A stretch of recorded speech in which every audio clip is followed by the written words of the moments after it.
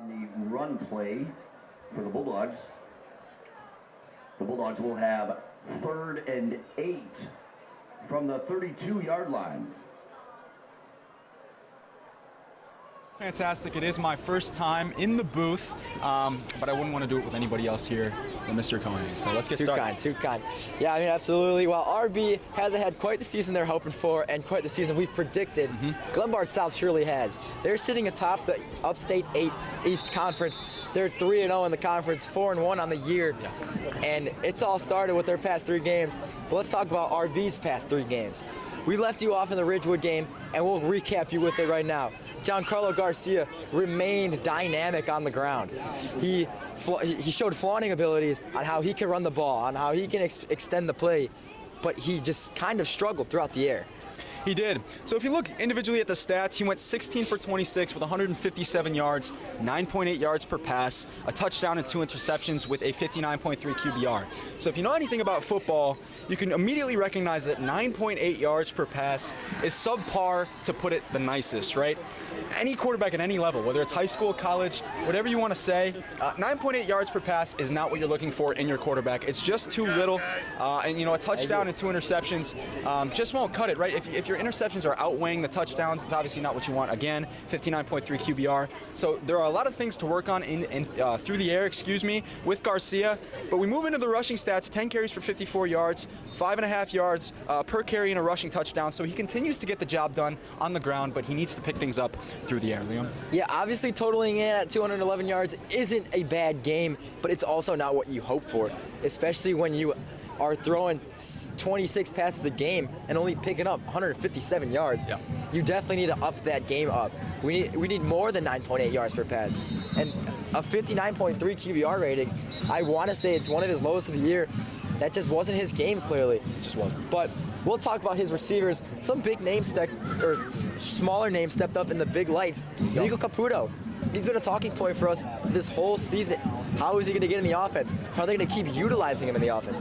They utilized him very well in the Ridgewood game. They did. They showed him in the screenplay offense. They showed him down the field, 10-yard dig. He had a massive touchdown on that 10-yard dig. He did. 39-yard touchdown. And on his day, he had 7 receptions, 77 yards, and a big touchdown. He did. And, my main thing with Nico Caputo, he's a sophomore, right? He has 2 years left after this year with RB, so he's only just getting started on this varsity squad, and it's a very impressive performance that will likely headline his season in retrospect. Like he said, 7 receptions for 77 yards, 11 yards per reception, and a 39-yard touchdown. So he is helping get the job done on offense, obviously with a very nice touchdown in this Ridgewood game, and he's one of those guys to look out for again tonight. Yeah, a guy we're hoping that we can look out for again tonight is Nick Rivera. He had his breakout game of the year. He had 4 receptions, 37 yards, averaged 9.3 yards a reception, and a long of 10. Nick Rivera is the kind of big body that we need for Giancarlo to depend on down the field, like he did in this Ridgewood game. Nick was able to get open, get in the flat, right in the flesh of the middle of the field. He became an option, a massive asset for Giancarlo, and it was just great to see that. It was. Nick Rivera, the thing with him and the thing with these kind of guys in high school football is about their body type, right? Nick Rivera, standing at 6'3", 6'4", somewhere around there. He's a really big guy, and if you have a guy like that on your squad, you got to utilize him, whether it's on offense, defense, or both as a two-way player. So I'd love to see, specifically tonight, a little bit more than 4 receptions for 37 yards. If they can find him deep over the middle of the field, he's a guy who can shake off a tackle or 3. So it's one of my guys to look out for tonight as well. So moving on into the ground game, it lagged behind in this game compared to RB's receiving game, and it was tough for running backs Jacob Bertana and Damian Renteria to get going, and Renteria lost actually a crucial fumble in the opening of the second half. Liam, how do you feel about that? Yeah, Bertana showed some early struggles, so Renteria was the guy giving the ball at the start of the second half. Excuse us real quick, as you'll probably hear the band blaring on our microphones. RB tradition can't stop that. All about tradition, baby. But back to what I was saying, Bertana, showed some flaw in the first half. Renteria was given the snaps, and he fumbled in his big moment. We needed a big turnaround play right out of the half, and Renteria fumbled one. Bertana, I've been talking about him so much so far. He had 7 carries, 36 yards, 5.1 yards a carry. That doesn't sound too bad, but when you think about his longest was 13 yards, it doesn't show a lot of great assets out of the run game. And obviously, Damian Renteria with the fumble. the run game is something that needs to be picked up. Absolutely. And moving into Xavier Mrozek de Jesus, a very important factor of this offense and this team in general. In this game versus Ridgewood, he was actually only used on special teams. Could they possibly be limiting his potential or ceiling? I think this is a very important thing to look out for in tonight's game as well. How will they utilize him on the offensive side of the field? He had 3 kickoff returns, 47 yards, averaging around 16 with a 17 long. But, he's so much more of a player than just, a special teams ace, right? I think he can do a lot more opening up the field on the offensive side, helping G get comfortable in his pocket, right? So I think tonight, that's another guy that I'm looking out for. I know I keep saying that, but all these guys listed, if they're utilized right and they get the ball a few times, they're really going to get the RB offense going and, hopefully soaring and get some more points on the board. Yeah, enough about the offense in that game. We'll move on to the defense for RB. Warren Mason and Max Strong seem to be the headlines for this defense, as they have been in every single game we've seen this year. Warren Mason had a great game. 5 solo tackles, 2 assist tackles, adding up for 7 total tackles. Max Strong, 8 solo tackles, 4 assistant tackles, 12 total tackles. That's really, really good stats that we need out of a linebacker like Strong and a cornerback like Warren Mason. It's just great to have these guys in the back. For sure. Warren Mason is a really interesting story. He is a junior here at RB. In this game specifically, we'll talk about it here for a second. 5 solo tackles, 2 assists, so 7 total tackles. Obviously big. He's great with wrapping up the players on the offensive side of the ball when he's on defense. And how can you not love Max Strong, man, right? He's extremely smart in the classroom and is even better out on the football field. 8 solo tackles, 4 assist tackles, and 12 total tackles. So he's in the double digits in tackles in this game. It's really just a glimpse of what, the kind of player he is. He is very strong and a leader on this Bulldogs defense that they need going forward. Yeah, I think I've said it in every broadcast so far, and I got to keep my streak going. This guy can. I don't know what he flaws in. 4.5 GPA. It's incredible. Beautiful guy to have on the defense. He's just an all-around stud. Excuse me. But let's head over to Ridgewood. Angelo Vitale, kind of a guy we were doubting going into this game, torched us. What do you got? Yeah, so look at the stats individually here. 13 of 18, 218 yards, a 72% completion percentage, which is very good. 2 touchdowns, 0 interceptions. So just a very clean game from the sophomore QB for Ridgewood here. And almost a perfect QBR, which is something incredible. But now we move into the rushing stats here. We had 6 carries for -5 yards, which is really crazy if you think about it, right? Yeah. 6 carries and you're in the negatives by 5 yards. So that amounts to negative 0.8 yards per carry, and his long was 5. So the thing here with RB's defense, they're going to have to contain the quarterback outside of the pocket. Obviously the run game in general, right? But if they can find a way to get to the quarterback, cause pressure, and cause a similar stat line tonight versus Glenbard South, I think it's going to mean a lot to this Bulldogs team. Yeah, without a doubt, I'll add on to that a little bit. We talked about in our last pregame show how Vitale was just going to be a massive run threat. Yeah. And we limited that like crazy. Absolutely. Leaving him in the negatives yards, which was the first time this season that happened. The first time this season, I think he was under like 20 yards. Yeah. It was great to see out of that D-line. And it's something that needs to be seen tonight, as Vontae Clark is a force to be reckoned with. He is. And that is for sure. Talk about limiting the run game. We'll go Nico Camilo, running back on Ridgewood, 17 carries, 44 yards. Again, limited the run game. A beautiful game on the D-line. He was limited to 2.6 yards per carry. He did have a touchdown. It was a 9-yard touchdown. But when you're limiting the stats like this, 9 yards are going to happen. Plays like that will happen. Yes, absolutely. So Nico Camilo is a guy who was on Ridgewood, had a very strong game. It doesn't matter how long the touchdown is, you're scoring points for your team, right? And that's obviously just, with the basics of the game of football, you're going to have to contain those touchdowns. You can't let the running back shake loose and, obviously find the end zone there. So, just simple things, obviously, that you have to prevent if you're RB's defense tonight. So we look at Ridgewood total yards here, 67 rushing yards, 218 passing yards. So that amounts to 285 to total against Ridgewood. So like I said before, and I'll say it again, RB tonight will have to contain Glenbard South on their offensive side of the ball on defense for us as much as possible. Do you want to move into the Elgin game here, Liam? Let's talk about it. Yeah, of course. Elgin game, they showed a lot of positives throughout that, although it doesn't really look like it through Giancarlo Garcia's stat line. 6 for 11, 111 yards. Honestly, those numbers are pretty low, but there was a lot of good things going for the Dogs. They came out with the win in this game. Certainly. And he did have an interception. It's been happening. He's a sophomore quarterback in his first year playing quarterback. You can't really expect much more from the kid. He's doing all he can. But then we go to the run game again. 14 rush attempts, 103 yards, and a rushing touchdown. These games that he's having on the ground, it's great to see. But obviously, we keep talking about it. We want to see him in the pocket more. Yes, absolutely. So we'll start with the passing game. We'll start with the bad and go to the good. 6 for 11, right? That on its own, if you look at it, that's 6 completed passing attempts through 4 quarters of football. That is just unacceptable, right? You want to see more from your quarterback, regardless of how much time he has played and experience he has on the varsity field. 6 for 11 for 111 yards, split with a touchdown and interception.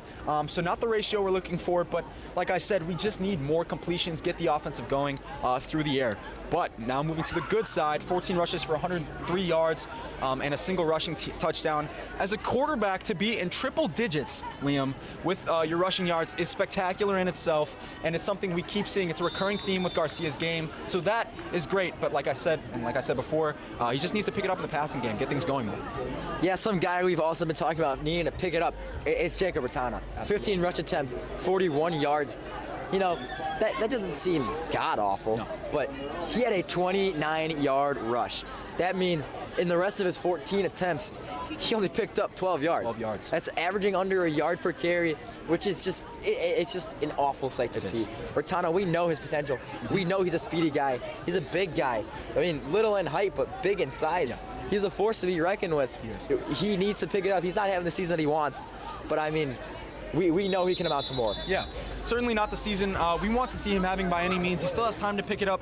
But I think with the running game, Liam, I think it could be a double-sided problem, right? Yeah. It can be the running back, not seeing the lanes that he can take, the cuts that he isn't taking that he should, but also, the offensive line, right? They have to create the holes for Ratana and Renteria and all these other running backs, these Bulldogs running backs, to hit for long gains. So I think it is a double-sided problem, but obviously Ratana is a guy who we know has tons of potential in this offense. He still is a junior, so he has lots of experience, and will have more experience under his belt as he continues to go on with these games, but we do want to see a little bit more from him.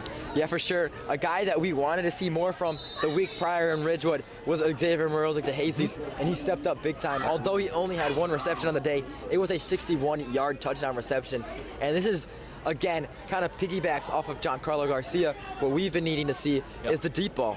Everyone, you're probably thinking, Morozic de Jesus, jet sweep, short screen pass, broke off free. No, go route. Yeah. He got open, wide open, a perfect ball from Giancarlo Garcia, and it just led him with so much room, got down the field, hit a little celly in the end zone, and it's what we like to see, and it's what we need to see. Absolutely, and with this touchdown, 61 yards, right? It's a pristine example of how speedy he can be in this offense and why he needs to be utilized than just being, just being limited to a special teams ace, right? If you are not using this guy who can take, a go route to the house on 61 yards, I mean, that is a huge play that can be a momentum changer, no matter what the score is.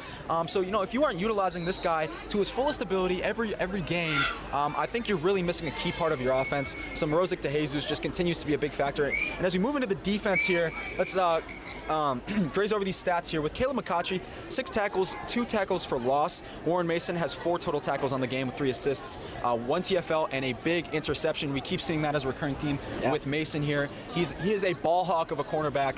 Obviously has those wide receiver instincts, right? So it's good with that kind of two-way player. He's been a great guy for this RB defense. We move into Luke Ferguson, Brian Rapilla, Andrew Olivares.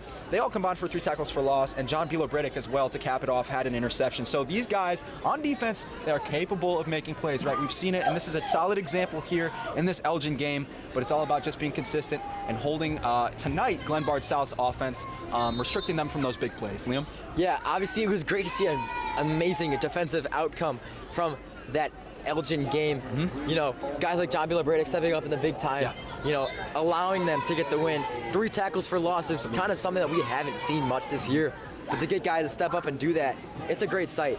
But now I'll take us into the stat rundown for Elgin. We'll skim through this as we don't really care that much for Elgin. Nick Avina, senior quarterback.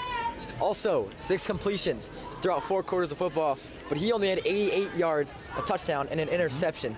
Obviously, didn't have himself the day he was hoping for, and hasn't had the season that he's been hoping for at all. But let's talk about Jaden Gray. Sophomore receiver, 5 receptions, 143 yards, and a touchdown. These are all just total rushing, rushing and receiving. Yeah. He's an extremely talented name. young star, expect to see his name throughout IHSA as, his career keeps going. Yeah. I would not be surprised if this guy gets out of Elgin and goes somewhere else where he's needed. With that kind of talent. Yeah, Jaden Gray, so he's a sophomore, right? And, obviously they made a quarterback change halfway through the game. Obviously Nick Avina with only 88 yards. So Jaden Gray had these stats split between two quarterbacks at some point throughout the game. 5 receptions for 143 yards. It's almost 150 yards and a touchdown. Like Liam said, we can expect his name to be, atop maybe some rankings within the state at some point. He's only a sophomore, so he has a lot of football left in his high school career. Yeah, without a doubt. Well, let's move on to the next game, our last game, which was against Fenton. Fenton, we thought this would be a close game, and it was a close game. But we thought RB really had the edge over Fenton, but they just couldn't pull it together. Giancarlo Garcia, 11 completions off of 15 attempts, 103 yards and a touchdown. And again, strong rushing game. 10 attempts, 63 yards, 6.3 yards per carry. It's great to see him in the rushing game. We sound like a broken record saying the same thing every game and every game. We need to see the passing game. Certainly, and as we said with the past 2 games, Garcia a little bit better with the splits, 11 for 15, so over double digits with the completions, but 103 yards is just not going to cut it, right? You'd like to see it up to at least, 175, 160, something like that. A few more big plays within the offense through the air, as I keep saying. So he only had 1 touchdown in this game through the air, 10 rushing attempts for 63 yards, like Liam said. We kind of sound like a bit of a broken record here. So, just the reoccurring theme with Garcia is he needs to find himself through the air in the pocket. He needs to calm himself down a bit so he can make these big time throws to get these offense moving, other than just him on the ground. You want to move into the rushing stats, Liam? Of course. This is going to sound a little strange coming to RB fans. Leading the rushing was Jaden Karras with 2 attempts, 17 yards and a touchdown. Obviously, that means some little jet sweep motions going on. He had a big touchdown off of one of them.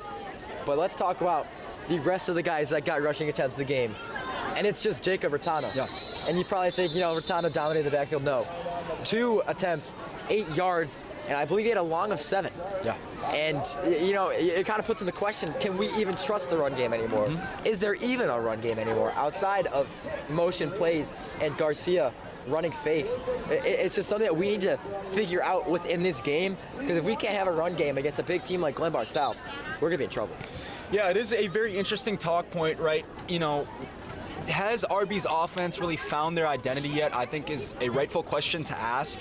The rushing stats here with Ratana are peculiar. 2 attempts for 8 yards, not the kind of outcome that you want to see in this game from a guy as talented as he is with a lot of potential. So it raises the questions. Maybe are they limiting Ratana, or can we trust the run game in itself? Like Liam said, you want to move to the receiving stats here? Of course, a guy that we have talked about needs to be more effective in the offense. Xavier Morozic de Jesus, and he exactly did what we needed him to do. 5 receptions, 37 yards. Obviously, not one of the big yardage games, but clearly was a dependent receiver for Giancarlo Garcia, and it played a big role in the win. And talk about other receivers that we talked about earlier. Nick Rivera, 2 receptions, 33 yards. These slow but impressive games from Nick Rivera is what we need to keep seeing. And then we'll touch on just 3 players that had lower reception, lower yardage games, but they played massive effects in the game. We had Warren Mason, 2 receptions, 19 yards and a touchdown. He did have a touchdown called back, but obviously not what you wanted to see in a game like that. But he had a big touchdown. It was a nice little out route. Broke a couple, this one was the go route. The out route was called back. The go route, he got open. A little high ball from Giancarlo Garcia, right in the hands of Mason. It's exactly what we needed in the game. It allowed us to take the lead, hold the game close. Yeah. Obviously, we didn't end up winning this game. But we talked about Karras. He had a big rushing game, which obviously means they limited him in the receiving game. Only a reception for 9 yards. Yep. A surprising factor is Nico Caputo only getting 1 reception for 5 yards. Yeah, it's like I said before just now, the identity part of it all is a really interesting talking point. But I think, through the receiving, it's not big stats by any means, but Morozic de Jesus being involved with 5 receptions, Warren Mason finding the end zone, obviously got 1 called back, as you said. You just, obviously the stats maybe through the paper aren't there, but you can see the potential that this group of guys has in the receiving room, sometimes in the rushing room, but it's just a matter of if Garcia can find these guys through the air or not, because right now it does almost through the paper look like they're being limited in a sense. Let's move into the defense here, where Andrew Oliveras, Damian Nieves, and Warren Mason all recorded 1 tackle for loss. Andrew Oliveras had RB's lone sack, and defense just couldn't handle the run game. So as we skim through here, let's go to RB's schedule moving forward. Liam, do you want to cap us off? Yeah, we'll head on to the next game. We'll head to Elmwood Park away game. It's on the 11th next Friday. Elmwood Park is 0-5, 0-3 in conference to top off that. They've had some major struggles this year, and they're sitting at the bottom of the Upstate 8 East Conference. They lost to Fenton, 53-36. Not too far of a game, but obviously the defense can't handle much. And now we're going to get to the bad parts. 63-13 lost to Glenbard East in week 4, and last week held Glenbard South, I believe, at their home field, and they got embarrassed. 58-7 loss. Yeah. It's a name that's all too familiar. This week, Glenbard South, they lost 58-7. It's obviously something to keep an eye out on. Here, they lost 63-13 the week before and 53-36. So obviously, with Elmwood Park, they're 0-5. You can't let this be a trap game. But the number one thing that stands out through the paper here is that their defense just cannot contain through the air, and they're giving up way too many points. With 53 points, 63 points, and 58 points in 3 straight games, Liam, that is just way too many points as a team to give up. So now we move on to 10-18 here versus West Chicago at their house. They are 1-2 in conference, 3-2 in total. They are middle of the pack in the Upstate 8 East. They lost 63-8 to, guess who, Glenbard South in week 3. Another important note, they beat Ridgewood though, 43-35 in week 4, but they lost 38-21 to South Elgin. And so how do you feel about West Chicago as a future opponent? Yeah. I think this would be a good game to watch. They're a decent team, strong team, in the middle of the pack, just like kind of RB is. But we'll move on to the week after, which will cap off our regular season. It's about Glenbard East. We'll wrap this up a little quicker here because we got senior night starting behind us. Glenbard East is 4-1, 2-0 in the conference. This is the team that's probably going to take the conference. They have a school of 2,255 students. It's huge. Which is outrageous compared to the amount of students in Ridgewood and Elmwood Park. Absolutely. And even teams like RB, we only have 1,700 students. That's 500 more. That plays a big factor. They're resting at second. I mentioned that already, but they are undoubtedly going to be the hardest game that RB plays this year. And it's going to be a big test for RB. If we are able to pull out a win, it would show a lot of resilience. It would be a statement game, Liam. And, these Glenbard schools, it just seems like they're good at everything, right? We play them in volleyball. We've seen how good they are there and that aspect. But on the football field, they're just as good, if not better. So Glenbard East here instead of South, like he said, massive school with almost 2,300 class enrollment size, which is just ridiculous. They are resting at second in the conference due to the amount of games played.